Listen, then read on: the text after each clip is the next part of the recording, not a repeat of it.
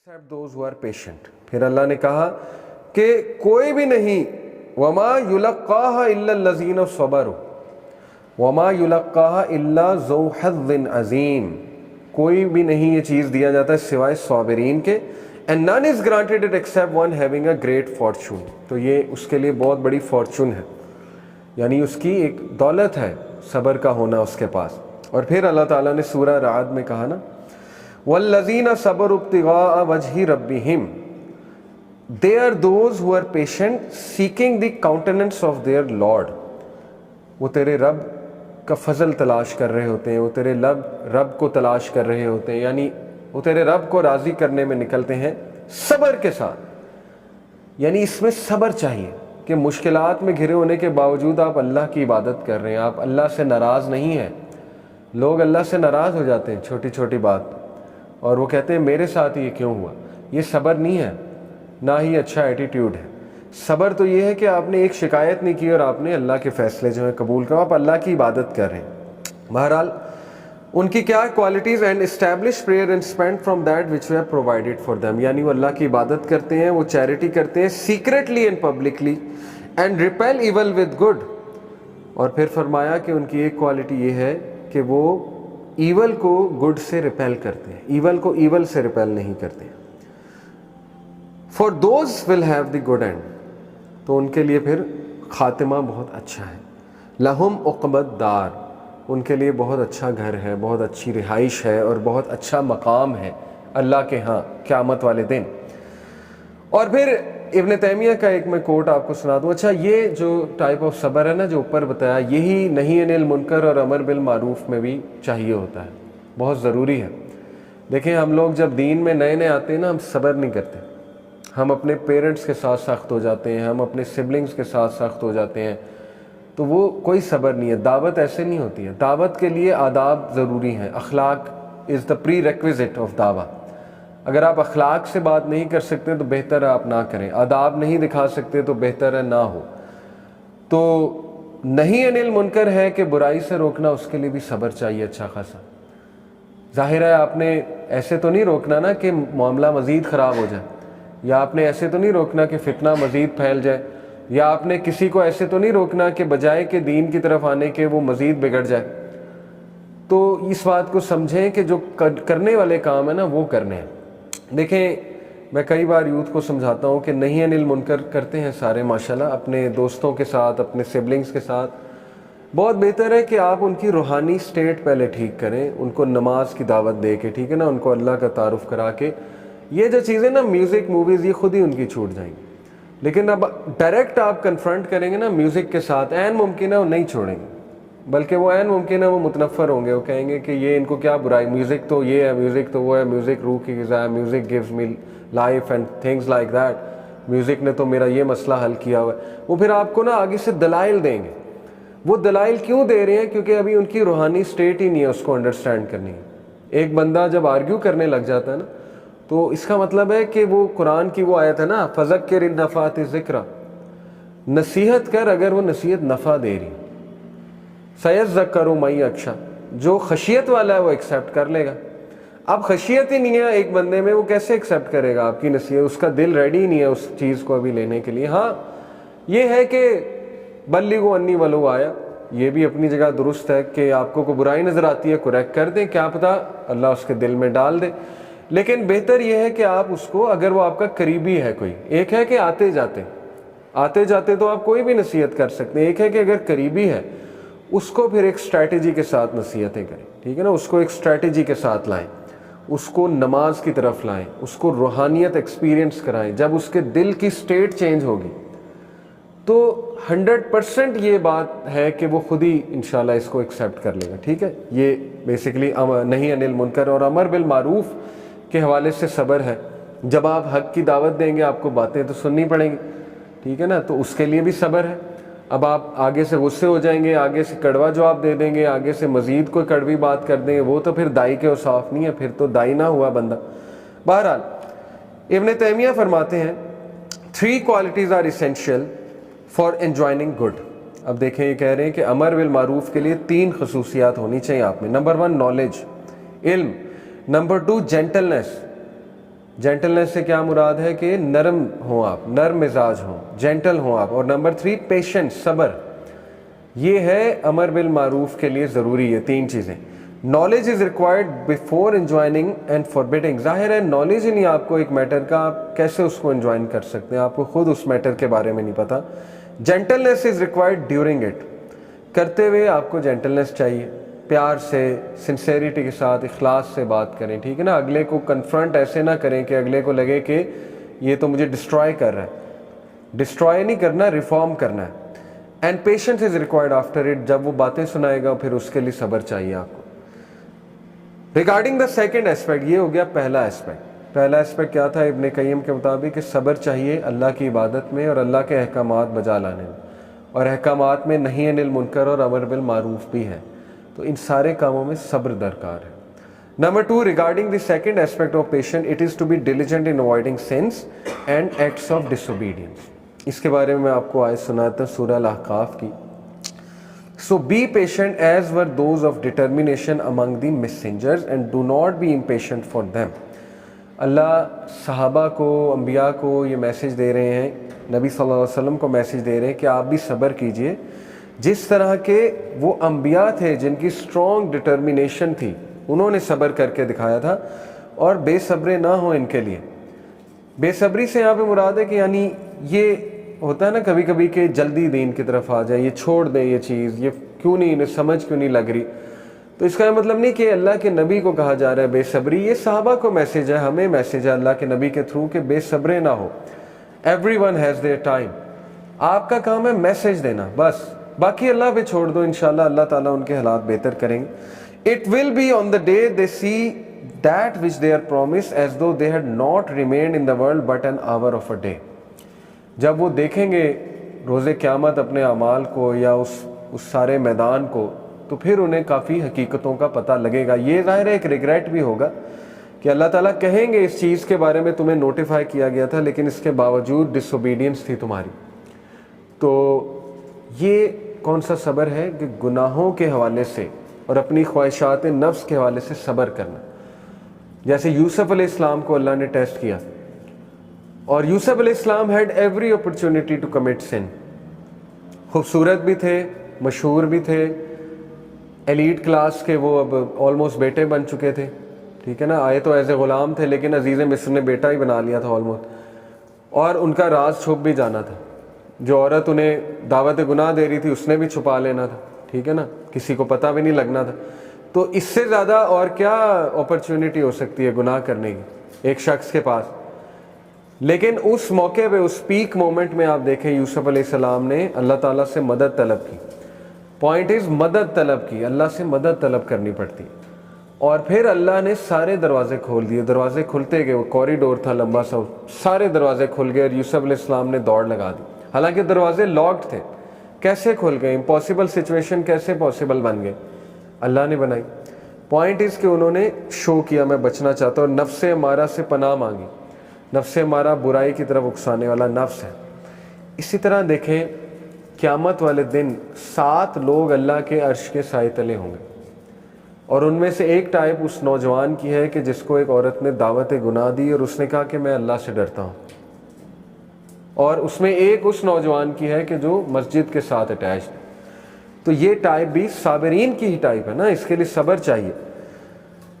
अबू हुरैरा रज़ियल्लाहु अन्हु ने फरमाया कि रबी सल्लल्लाहु अलैहि वसल्लम ने फरमाया, अल्लाह will provide shade to a man to whom a beautiful woman of high status सेड्यूसेस but he rejects her by saying I fear अल्लाह इन्नी अखाफुल्लाह। वो कहेगा कि मैं अल्लाह ताला से डरता हूँ, मुझे अल्लाह का खौफ है, तो अल्लाह उसको अर्श का साया नसीब करेंगे।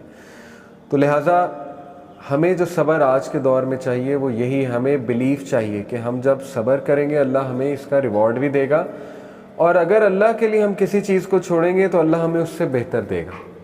इसके लिए सब्र चाहिए, और वो सब्र भी बर्दाश्त करने से आएगा, वो सब्र भी करने से आएगा, और अल्लाह मज़ीद ग्रांट कर देगा। तीसरी जो टाइप है, third aspect of patience, it is to be content with the decree of Allah at the time of calamity.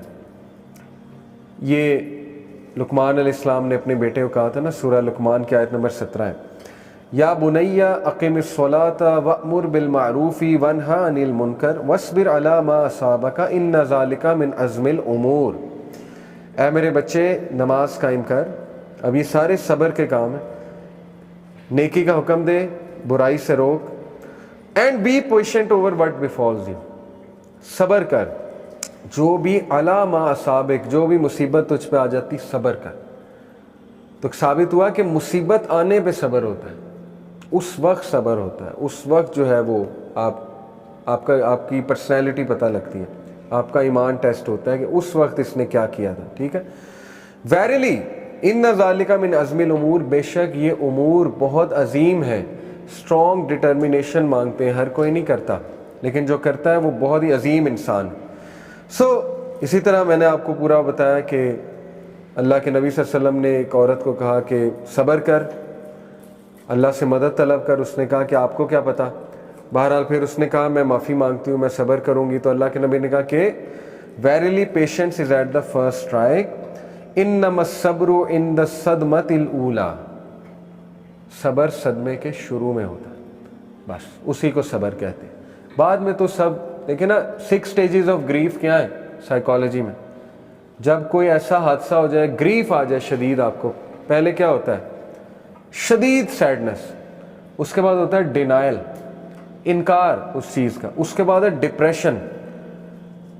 6 stage ہوتی ہے ایکسیپٹنس, ایکسیپٹ کر لیتا ہے بندہ, کچھ ہو نہیں سکتا. ٹھیک ہے نا, نارملی ایسے ہی ہوتا ہے.